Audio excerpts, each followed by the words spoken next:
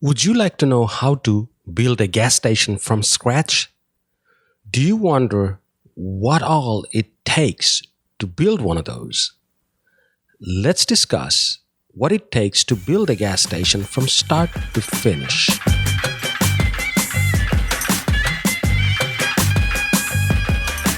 Welcome to the one and only Gas Station Business 101 podcast, where you can learn all the secrets about how to start and operate a gas station business successfully and make money. This podcast is brought to you by the good folks at CSB Academy Publishing Company. And now, here is your host, Shabbir Hossain.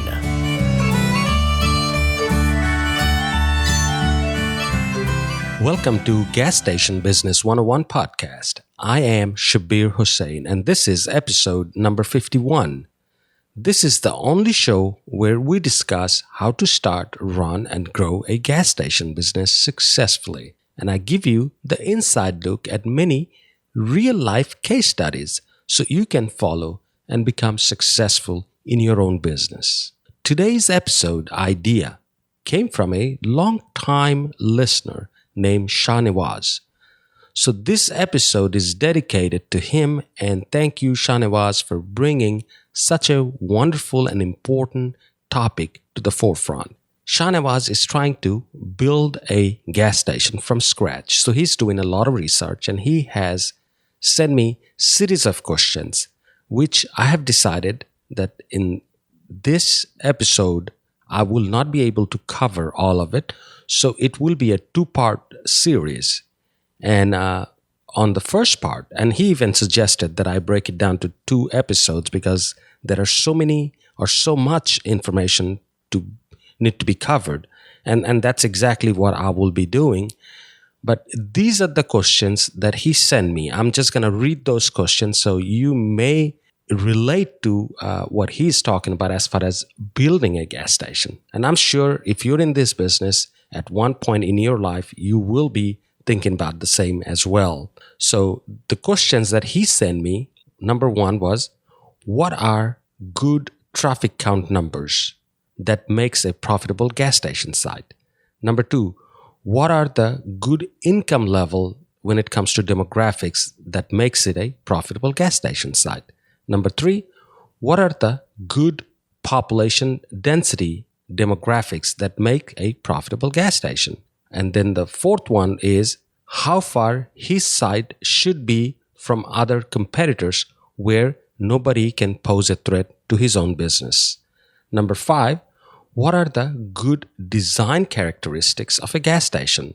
And then he breaks it down to like how many MPDs and fueling stations he should have, how many square footage of his store should be, should he have a fast food and how big, and what are the advantages, what are the disadvantages.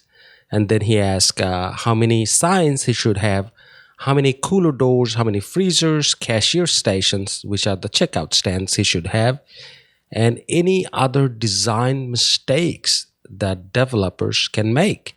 Number 6 of his question was, based on the traffic count, income level, population, and all the competitors, and the design characteristics, how do you forecast the following revenue, which is, number 1 is fuel volume, number 2 is C-store sales, and number 3 is fast food sales.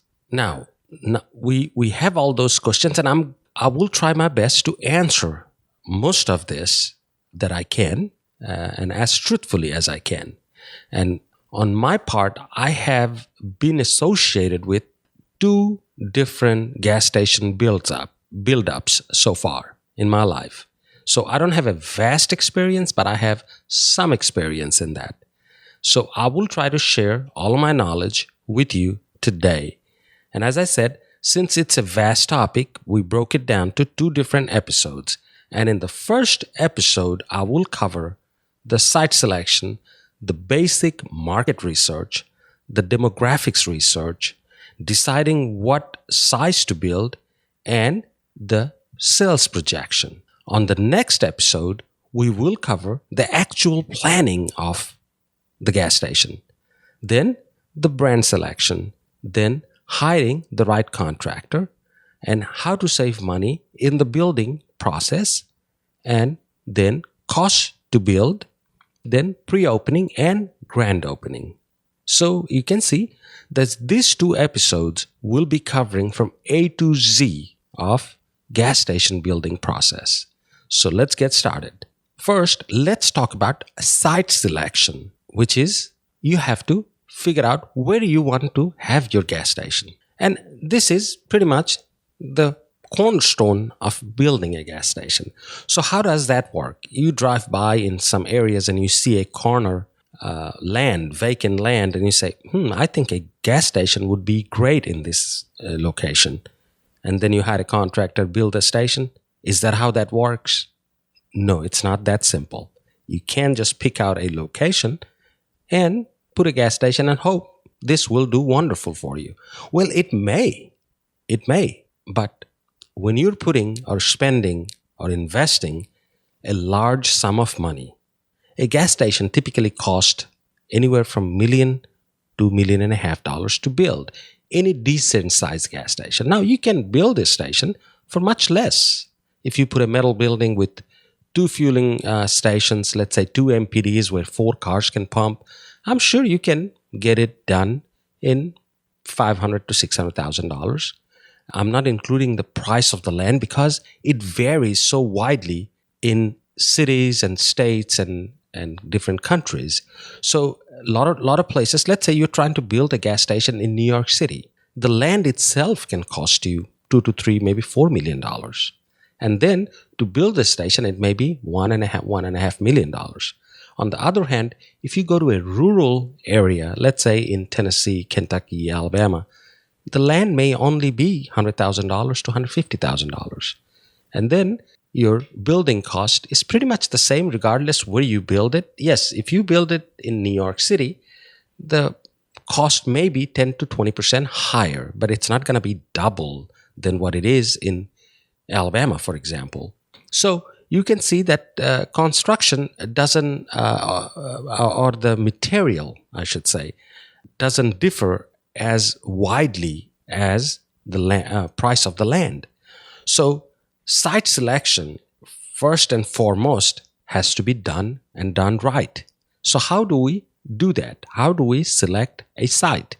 There are 2 main ways that people select site. One is if you're a large company, for example, an oil company that owns hundreds of stores, when they target an area, let's say a city or a locality, that they would like to increase their number of stores, they simply go and hire a market research company that only concentrates on gas stations. There are market research companies that only works with different oil companies for site selection. And I'm sure if you contact your local jobbers, let's say Exxon, Chevron, or any of these jobbers, the suppliers, they can put you in touch with one of those local market research company that basically does market research for site selections. And what you can tell them is, hey, I'm looking to build a store in this city. So find a location that will do, let's say you have some guidelines, for example, that the store has to do $100,000 of merchandise sales and 150,000 gallons of fuel cells.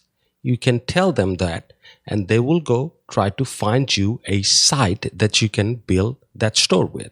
Now, a lot of times they will come back and say, I don't see anything in this city that can give you 150,000 gallons, but we can do something that will do 80,000 gallons or 100,000 gallons. And if you like that idea that, it's not exactly what you're looking for, but still will give you considerable amount of volume, you can go with it. But typically, this type of market research companies charge you around $10,000 to $15,000 for their market research. And the way they do this research is these people are good with statistics and a different marketing background. So they have a lot of research that they do, and they have created a model, statistical model. It's a proprietary model that you can go and buy it from some software company. It's something that they have created on their own, and where they plug in a lot of demographics data, and they get a result out of it. And then they test these models in different areas and different stations.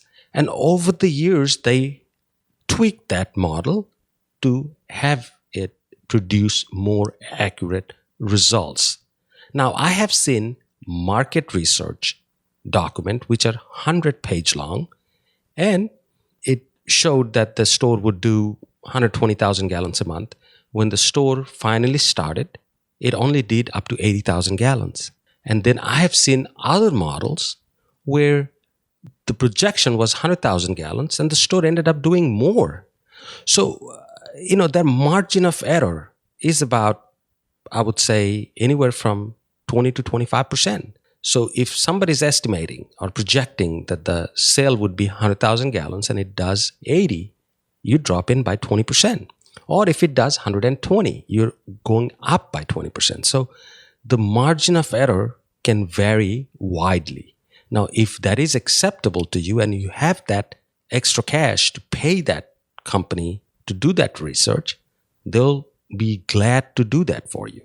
Well, the two projects that I was involved in, one of them paid this money to had this market research done. And the other one, we selected the site and we did of our own research. Now, the other way, as I said, there are two ways to site selection. First is you hire a company and have them figure out which site to build a station at. And the other one is what most people do that are not big oil companies or have hundreds of stores, people like me and you that drive by in an area and see a location and say, I think a gas station would be wonderful in this location. Once you have those type of sites, then you can do your own market research and find out if that location is suitable for a gas station or not. First thing you need to do for those people that are looking to do it by themselves, first thing you need to do is when you find a location, you need to find out what the zoning of that location is. Because every city, every county, and every state have their own zoning. If you are within a city limit, that city has their own zoning. So if it's not designed for a business B1, B2, B3, one of those zonings that allows you to put a gas station, then you won't be able to put one unless you buy that location and then ask for a change of zoning. And it can be done. It's not that hard.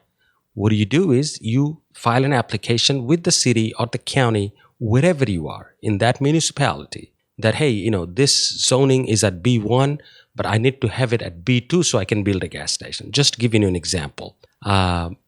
Then that application goes through a process and they figure out that if they should allow you that zoning change without harming the other local businesses or other local residents. For example, you want to build a motel or a hotel right in front of few neighborhoods, and that zoning is that land has a zoning of residential. Most likely, you won't be able to get that into a business zoning because it's the whole area is residential. So that would be a try that you can do, but it may fail. So before you buy a location, it's good to visit the zoning board and talk to those people and say, I'm looking to do this. Do you think this land is zoned properly for that? If not, would it be hard to change this zoning? So that is the first step. But most corner vacant land on busy streets corner are usually zoned for businesses. They're not zoned for residential, that's for sure. But still, since you're going to be investing quite a bit of money buying a piece of land, it is a good idea to check the zoning first. That's where your work should start. Once you know that the zoning has been taken care of, then you need to get into the market research. What is the market research? Well, first thing is you gather up the traffic count. What is the traffic count here? And usually, whichever state or country you're in, your local Department of Transportation should have a traffic count for every road. That's their job. Like in Alabama, there is something called Alabama Department of Transportation. And there are something called USDOT, which is United States Department of Transportation. They both have good, solid numbers. Now, if it is a US highway, USDOT would have it. If it's a local road, then you'd much rather go to the state Department of Transportation and they will have that number for you. And those are the numbers you need to see. If it's on a corner, then it's a cross street. So you need to know the traffic count on both roads, the crossroad and the main one, to see how much traffic is flowing through those two roads. Then next, you need to find out demographics. How many people are within 1 to 2 square mile? And this thing varies by where this site is. If it's in a densely populated area, then you're only looking at 1 square mile. But if it's in a rural area, you can look all the way up to 3 square mile and see how many people live in those areas. Because in rural areas, not every corner has gas stations or convenience stores or grocery stores and such. So those people that live in rural areas a lot of times can drive 5 to 6 miles to get to a gas stations or a grocery store for that matter, or to any other neighborhood shopping strips. So in those areas, you can expand the radius to about 3 square miles.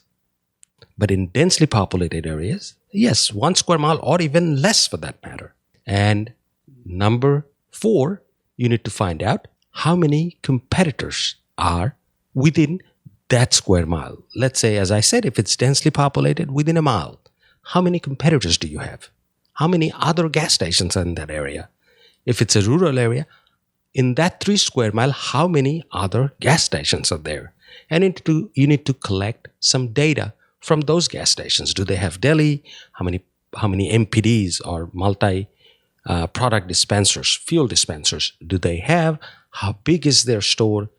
And all of those things you need to collect for yourself. If you're thinking about building this store to have a brand on top of it, for example, Exxon, Chevron, Mobil, whatever that is, if you're trying to have a branded gas station, then you also have to worry about some of the basic criteria that they have, and you have to meet those criterias. And those criterias are usually, I found this on the web, so I will share the few points that are essential to having a branded station. Number 1 would be the traffic count. It has to have at least 18 to 20,000 cars passing through that area in front of that store that you're thinking about building. Then it has to have about 50,000 square footage, not the building, the land. It has to have at least 50 or somewhat thousands of square footage of land. So usable land, that is. So you can have a 3 to 4,000 square foot store, enough parking, then the 18-wheeler that will bring the fuel, so the truck can get in and get out. So for easy access and all that, you have to have that much square footage. Now, there are exceptions to that. And the exceptions come in when you are in a densely populated area. For example, again, let's say you're building this station in Philadelphia or in New York City. It's very hard to find that big of a land. Then they will make exceptions. But general rule of thumb is you have to have about 50,000 square footage of usable land.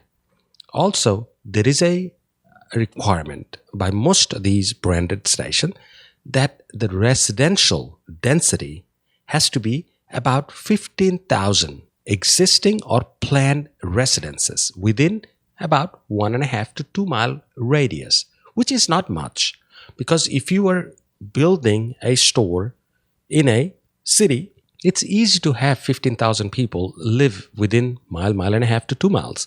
Now, if you're building that same store in a rural area, remember, this rule will not apply at that location simply because it's a rural area and your search area would increase by about 3 miles. Even in some cases, extreme cases, it can be increased to 4 miles. As long as the traffic count is there, there may not be enough resident in that area, but then it would be considered as a different type of store, which is pretty much we see on next to the interstate, next to the highway, where there is not very many population living in those areas, but the road that it's going in front of that store is a busy one. So as long as it has one of those criteria fulfilled, for example, the traffic count, you can have a store on a road that has 80,000 cars going in front of that store, but the resident count is maybe only 3,000. Well, I'm sure the oil companies will happily agree to build a store there or brand it for you in that location. So you see, it's not, everything is not set in stone, but this is the general criteria that you have to see and meet. And also the accessibility, it has to be visible from quarter mile, that when you post a price sign, people can see from the street at least, quite a distance. That way they can make that decision, hey, I need to stop there, so they can slow down and get in and get out. And also the accessibility of it. It has to be an easy access for people to pull in and out of that area. There are areas where you can find a vacant land, but it's very hard to get in and out. And in those areas, even though it's very densely populated with a huge traffic count, I have seen stores that perform very poorly because the road is that busy where people don't want to get out of traffic to get fuel and get back into the road, because once they are trying to get back onto the traffic, it's very hard for them to get in. So those are the areas that you have to be very careful at. Just because traffic count is 80,000 or 70,000 doesn't mean you will do great there, because sometimes too much traffic can be bad. Now, let me tell you about the process that we went through when we did the market research. And it was about 3 years ago. We looked at a site. It's a semi-rural area, and the traffic counts were exactly 23,000. And the cross street only had very little traffic, which is leading to a neighborhood pretty much. So it's not much of a road on the cross street. The main road is a US highway. It's a 2-lane traffic. It's not a 4-lane major highway, but it's a US highway with 23,000 traffic going in front of that store. And when we saw that site, we liked it because I've known that site for many years, and I knew that it's on a corner where there is a traffic light, which is a very huge plus, because that means when the traffic light is red, people are automatically stopping right in front of that store. So that was a huge plus. And as I said, we looked at the traffic count, which was 23,000, which wasn't huge, but I knew the neighborhood. Even though it is not a densely populated neighborhood, but the area was growing because a lot of the people that live in the city were moving out towards the country. And this area, I believe, the population count in 2 square mile was about 8 to 9,000 or so. But I knew that the area will develop into more and the population will increase. So I rooted for that site, that it will be a great site to have a gas station in. So as I said, we gathered up the traffic count. First we checked into the zoning, which was fine. We looked at the demographics, the income level. Now, income level wasn't very high because it's predominantly a blue-collar neighborhood. Now, I remember Shahnawaz asked about this, where he said what the income level should be for an ideal gas station site. Well, in my opinion, I've always rooted for a station to be in blue-collar neighborhood, or at least a mixed type of neighborhood where there are some white-collar and some blue-collar.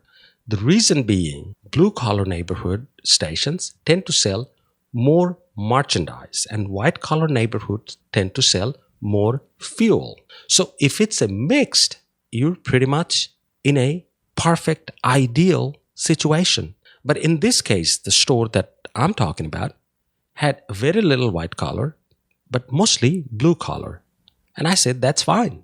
Since it was in front of a US highway. Even though the traffic count wasn't very high, I knew the gas volume wouldn't be astronomical like 150, 200,000, but I figured that it should bring in about 80 to 90,000 gallons a month. Now, there's a formula to this.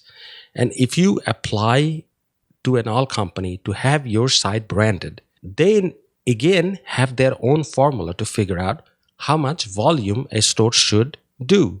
Similarly, what I was talking about as far as market research companies, an oil company, for example, a Exxon, Chevron, if you apply to one of these jobbers, say, I would like to brand my site with your brand, they have their own way of doing a research, and they can come back and tell you that that store that you're trying to brand, their expectation is about 80 or 100,000. When your research tells you it's about 70 or 80,000, I've noticed that their research tends to yield about 10 more percentage of volume than what we have done so far. And also the market research company that have said that this store will do 100,000, usually oil company estimates it another 10 to 15% more. I don't know why, but that's the trend I've seen. So in our case, when we looked at the income level, the demographics, traffic count and all of that, we were set that this store should generate about 80 to 100,000 gallons. And I'm sure most of you will say, how did you come up with that number? Well, we didn't have any hard data. We didn't have any statistical model to plug our data in and to have an output that says this store is projected to do this much. But what we had was the numbers from the competitors. In our case, there were 4 stores in 3 square mile radius on that same road. And we figured out not the exact volume, but very close to it. We found out that the highest volume station out of those 4 was doing right around 120,000 gallons, and the lowest one was doing about 35,000 gallons. But the only reason the lowest one was doing so low, because it was more of a convenience store and not a gas station, only had one pump, one MPD where 2 cars can pump at the same time. So we knew that that was the reason that store was doing such a low volume. But at the same token, all 4 stores were showing right around $100,000 of merchandise sales or more. The store that was doing 120,000 gallons outside, our estimation was that it was doing about $140,000 or $50,000 of merchandise sales. So we had some very good numbers to work. And that's why we decided not to pay the other extra $10,000 to get the market research done, because I had done those already. And in my estimation, this store, I was estimating about 80,000 gallons of volume with 4 MPDs. And we were estimating about $100,000 of merchandise sales, another 20 to 25,000 on the deli side. Because the store that we were planning on doing would have about 3,500 square footage of sales floor and about 1,500 square footage of deli space. I will get to as far as how we pitched that idea to the branded companies to get one of those name brand fuel to give us their brand. I will get to those later when we discuss how to get the branding and how to pitch to an oil company to get those brands. But for now, let me give you the real numbers that we achieved or have seen so far since building that store. Right now, the store, I would say it has a consistent sales because, first 6 months when you open a store, it usually climbs up. So you don't know exactly where it will stop or where it will sustain. So after a year, you can pretty much project that this is where the store will stay. And for this case, the store is doing right around 65,000 gallons of fuel, not 80. So our projection, especially mine, was wrong. It's doing exactly 65,000 gallons of fuel, but inside merchandise sales exceeded by a couple of thousand, few $1,000s. it is doing right around 100 to 115 on the merchandise side and about 25 on the deli side. So which we were happy about because even though I was wrong on the fuel projection, but I was pretty much correct on the merchandise side. And most of the time we make more on the merchandise side. So even though I was off by 15,000 gallons, I don't think we had any reason to complain. Now, as I said, this store, we decided to go with 4 MPDs or multi-product dispenser, means 4 fueling stations, 4 pumps, I should say, where 8 vehicle can pump fuel at one time. Now, how did we figure out that we needed 4 MPDs? There was a simple calculation that most of the builders, fuel station builders, rely on, which is every MPD should pump 25,000 gallons. That's the max that a pump can handle. So if you're projecting $80,000 to $100,000 sales, or gallons rather, then you should go with 4 MPDs because you're calculating 25,000 gallons per MPD. And this way, say you're doing 20, not 25, then you will be okay with 4 MPDs, even at 100,000 gallons. But if your projection was 120 to 125, then you would need 5 MPDs to handle that. See, that's how the calculation goes. Once you project, then you have to have those numbers, and then those would correspond to figure out how many MPDs you need to install at your store. You cannot just go out and say, I would like to have 10 MPDs in my store. If your projection says you will only do 60 to 70,000 gallons, then you're just wasting that money by installing that many more MPDs when your volume will not reflect the number of MPDs you have in your store. So let's recap. I know this is a very important part of this discussion, which is how to do a site selection. As I said, for people like me and you, we a lot of times rely heavily on our own judgment. So first thing is you find out about the zoning. Second, you gather up all those data like the traffic count, the demographics, and how many competitors you have. And hopefully, if you're talking to enough oil companies locally, they will tell you how much your competitors are dispensing, are pumping from those stores. And if you can look hard enough and talk to some of those vendors, you can gather up how much their inside volume is. Most likely you won't get an exact figure, but it is easy to estimate. And let me give you an idea one more time. And I've talked about it over at Marketing Side many episodes ago. For example, if you can find out that a store buys, let's say, $10,000 of Coke product a month, then we in this business know that usually Coke sales are higher than Pepsi product in most areas. So let's say if you're buying $10,000 of Coke product, most likely you're buying another $6,000 to $7,000 of Pepsi product. So in that sense, you're buying $16,000 to $17,000 worth of soft drinks just from Coke and Pepsi.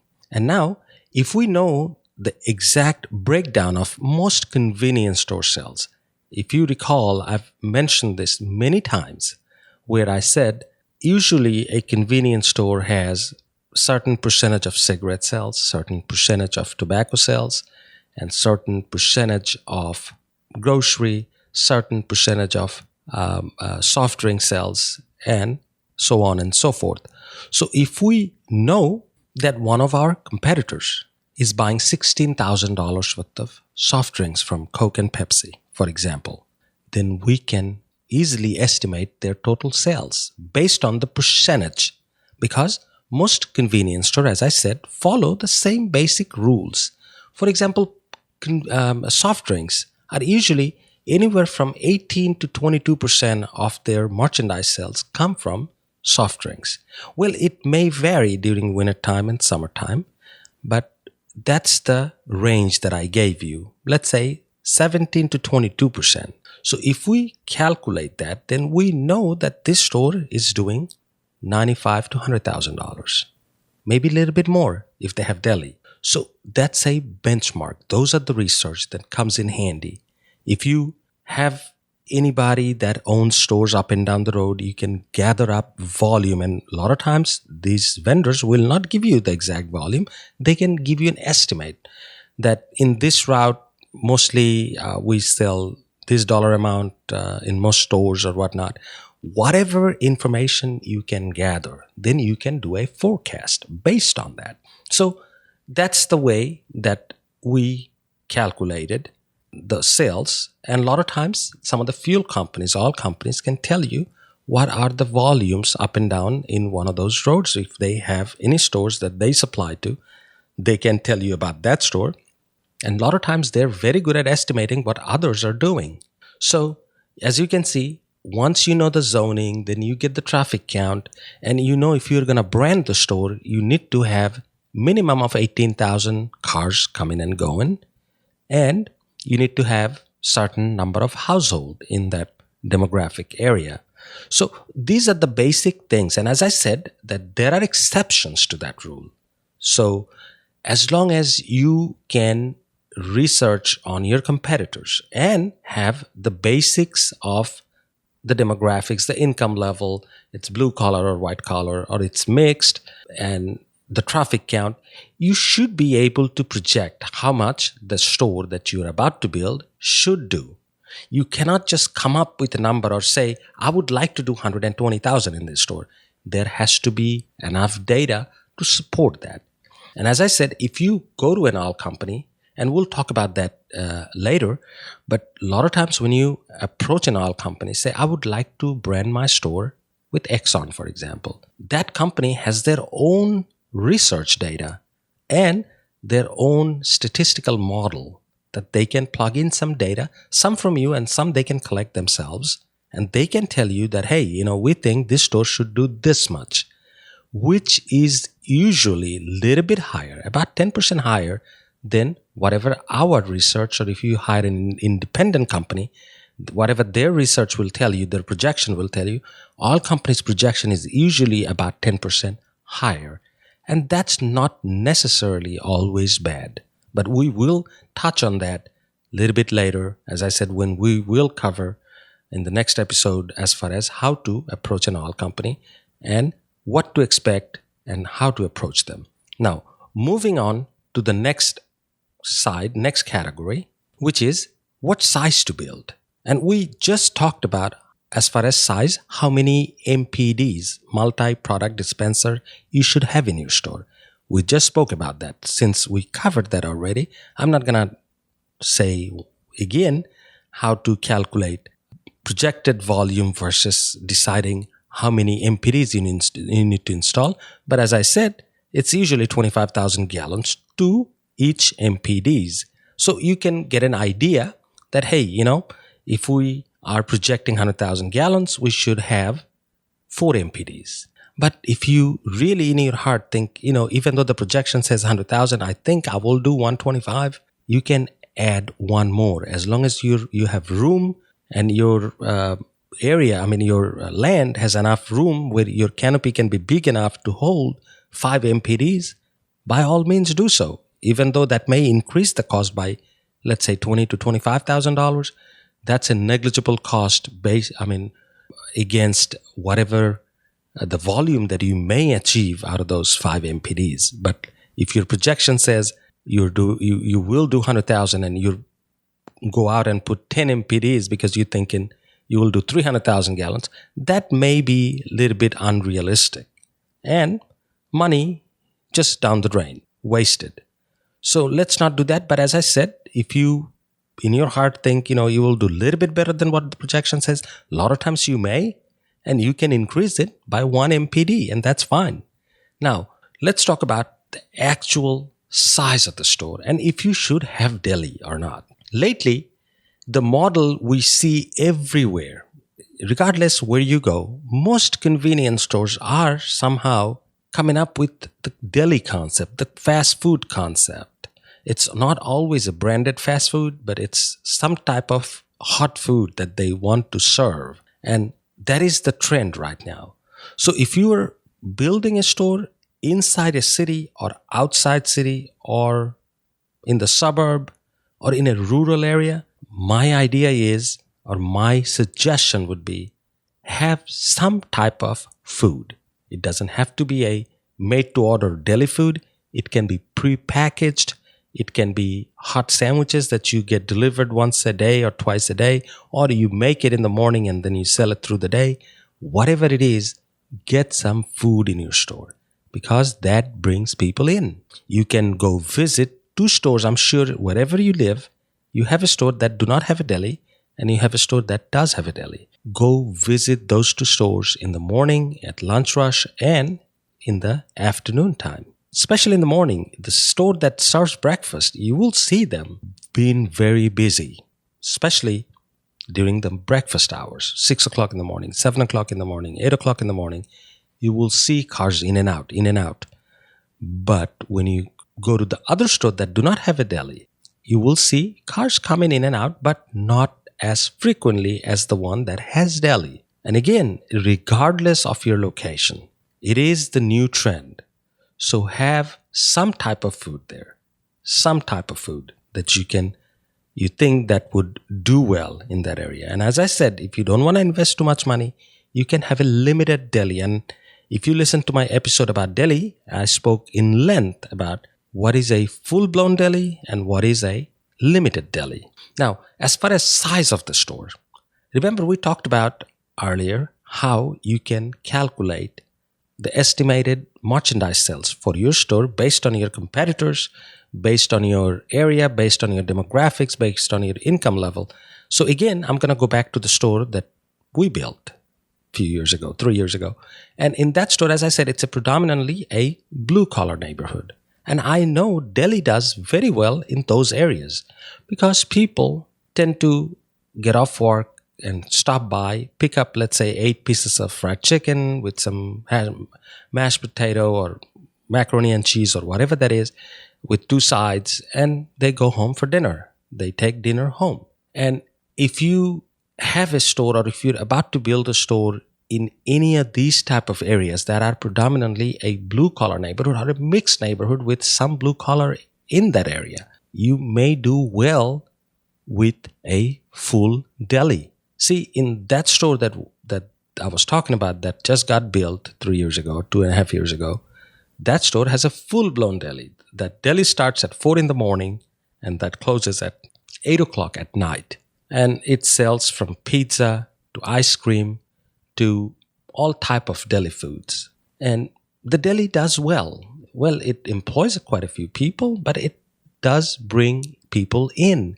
And remember, the people that come to buy a sandwich or a meal, they not necessarily will just buy the food. They will buy other things as well. They will buy the beer. They will buy the soda. They will buy a roll of toilet paper. They will buy ice cream. They will buy soda. They will buy the fountain drinks. So you see, it becomes a one-stop shop for them because they know on the way home, they can stop, pick up their cigarette or tobacco. If they drink, they will pick up some beer. And most of the stores now carry wine. So if one of them is a wine drinker, they can pick up a bottle of wine. Ice cream for the kids, dinner for the kids. It's a one-stop shop. So you give them more than one reason to stop at your store. Now, I know I'm getting sidetracked, but actual size of the store. If you're estimating your store will do $100,000 merchandise sales, then you have to have enough shelving, merchandise, and cooler space to support that $100,000 sales. Because let's say you have a 1,000 square foot store, and that store has, let's say, about 700 square footage of sellable sales floor. Because a 1,000 square foot store doesn't have 1,000 square foot of sales floor. There are back room, there are office areas, there are behind the counter areas. So in 700 square footage of sellable merchandise flooring, you can hardly put enough merchandise to support $100,000 sales. Because a lot of convenience store nowadays, they calculate sales per square footage. I don't get into that, but I know a lot of companies figure out how much. What they do is they calculate their sales floor area and they divide that by their sales figure and say, I'm doing X amount of dollar per square footage. I don't get into that because I think, to me, if I know that the store will do $100,000 or more in merchandise sales, I know I need to have at least 2,500 square footage of sales floor. I know that because that way I can display enough items in enough varieties where I can attract those people to buy more. Because in order for me to carry the variety, I have to have that sales space to put those. Like I said, we carry wine in most of the stores now, and we dedicate about 200 square footage for wine. We carry donut in every store nowadays, which we cook ourselves, fresh donuts, and I have to have room to have that donut case in our store. Similarly, there are many products, and I dedicate a lot of space to candy because I know that's one of the highest profit margin item we carry in our store. So I dedicate a lot of space to candy as well. But we'll cover that in merchandising some other time. Now, as I said, think of it this way. If you are estimating $100,000 inside sales, then you should have at least 2,500 square footage of sales floor. Now, how many cooler doors do you want or need to have rather? Well, there is no set rule, but a $100,000 sale store should have 12 to 13 cooler doors.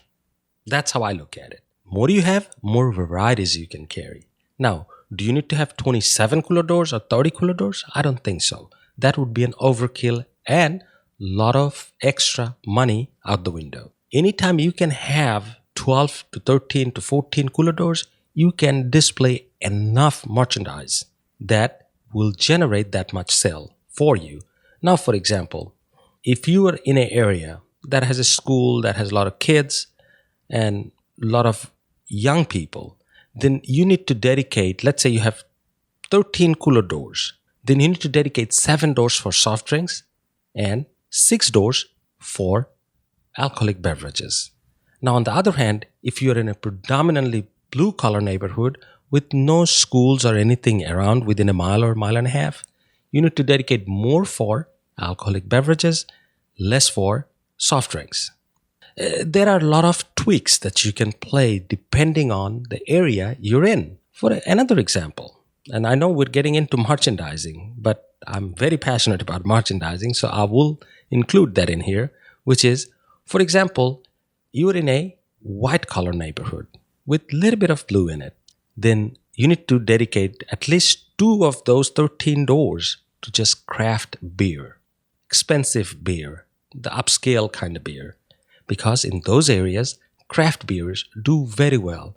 Now, on the other hand, if you're in a blue-collar area, don't get into too much craft beer. Only maybe top 2 or 3 of those brands that sells everywhere. Have 2 shelves dedicated to craft. Rest of them have the mid to lower grade of beer.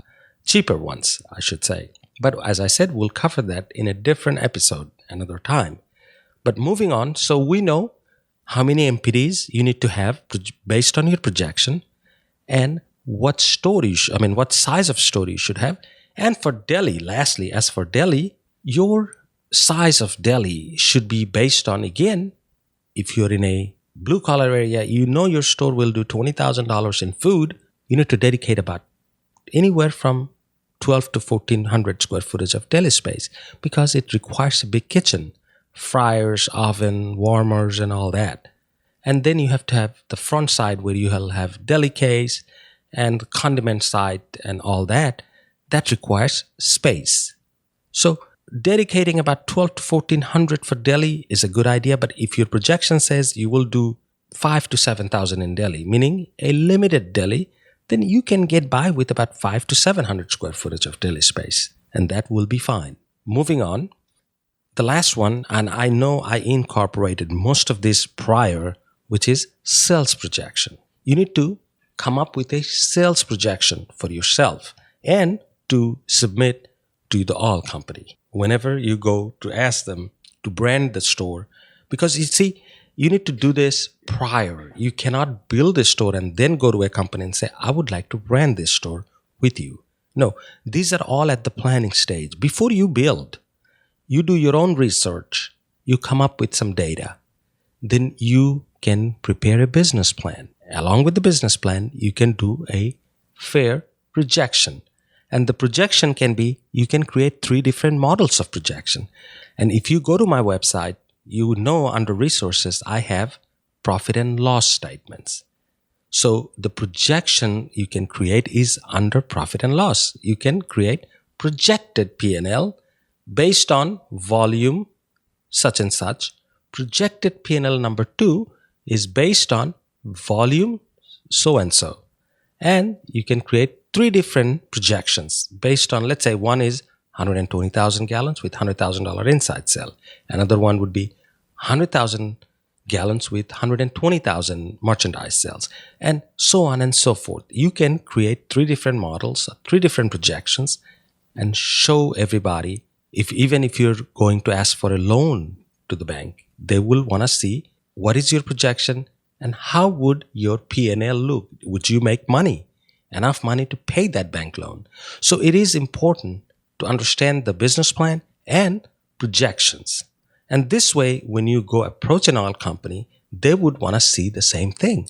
And then they would do their own research and come and tell you, okay, based on your projection and based on our research, this is what we have found.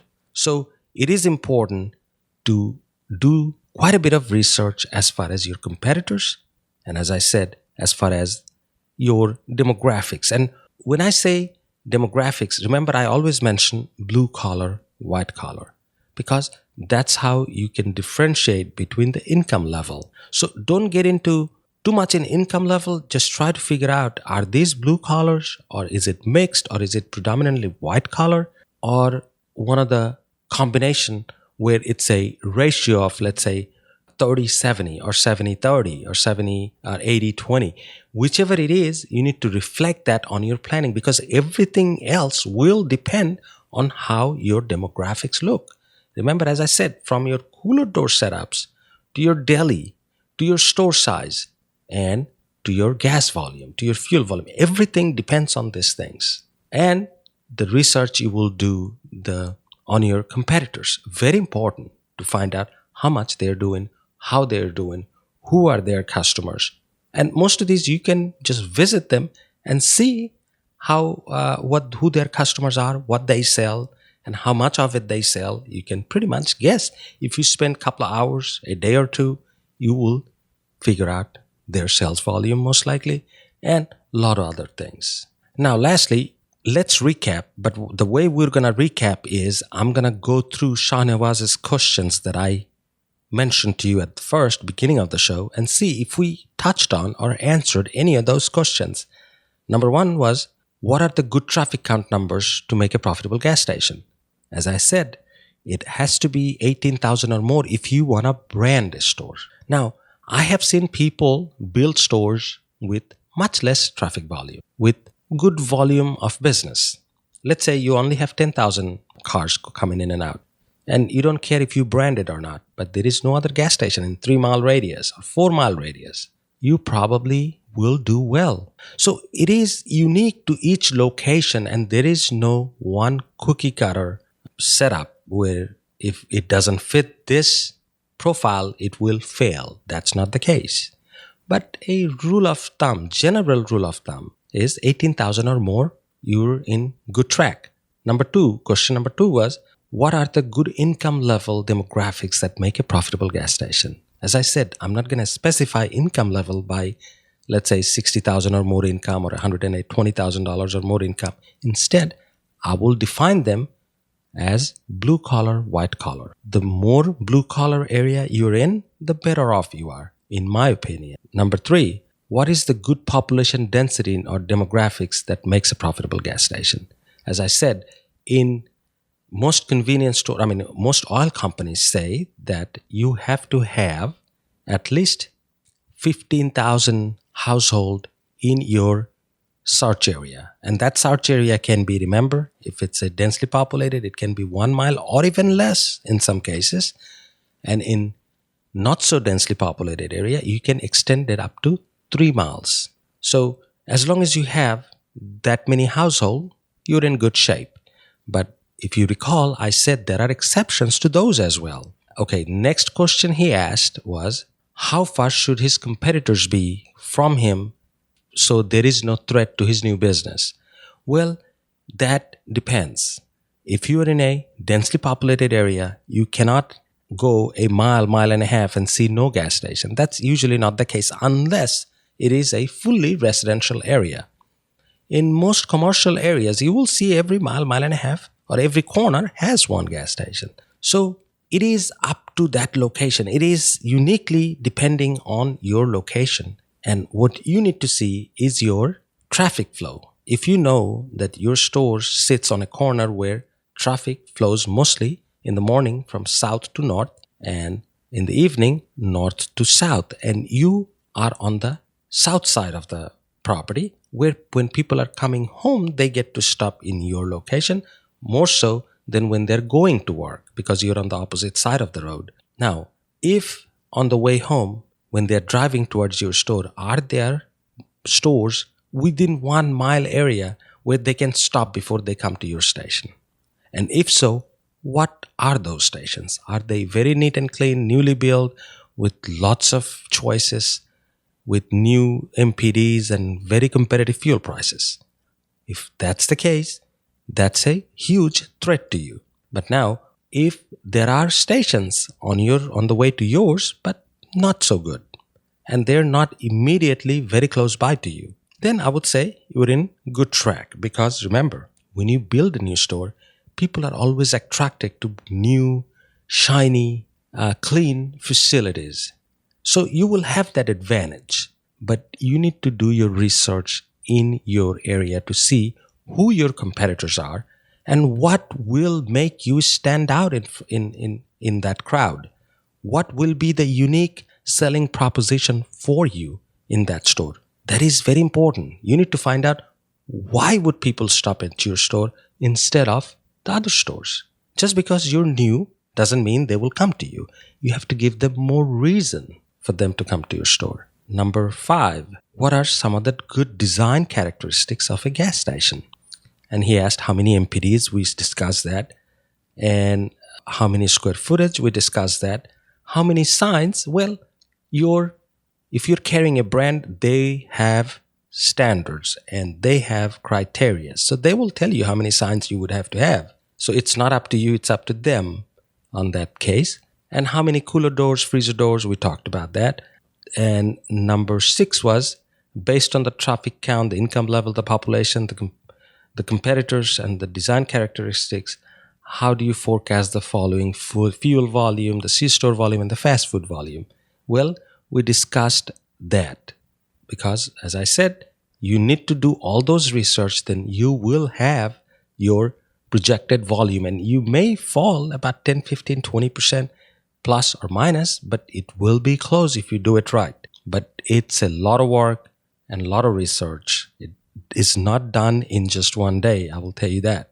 Okay, I think we have covered the first part pretty well so far. And I know I got sidetracked many times, which is my bad habit, I agree. Apologize for that.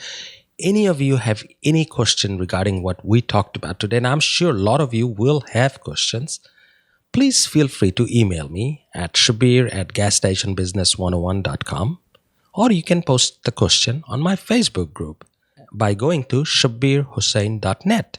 Lastly, if you're about to buy a gas station for the first time, make sure to read my book, Gas Station Business Smart Startup. How to measure profitability, how to come up with a valuation, how to calculate return on investment, how to write a business plan, and how to get financing for your new business.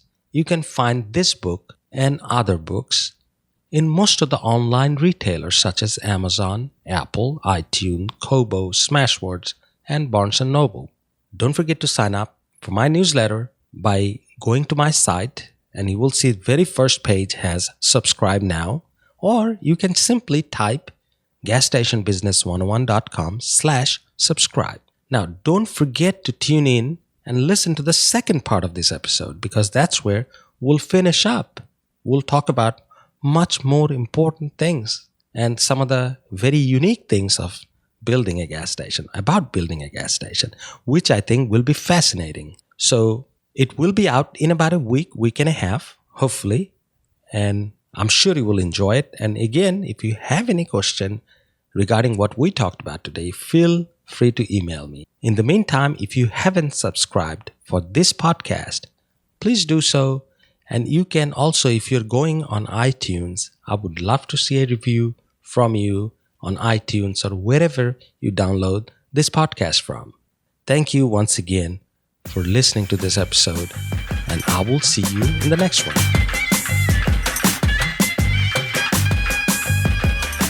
This has been the one and only Gas Station Business 101 podcast with your host, Shabbir Hossain. This podcast was brought to you by CSB Academy Publishing Company. Be sure to join us next time as we share with you the secrets about how to start and operate a gas station business successfully and make money.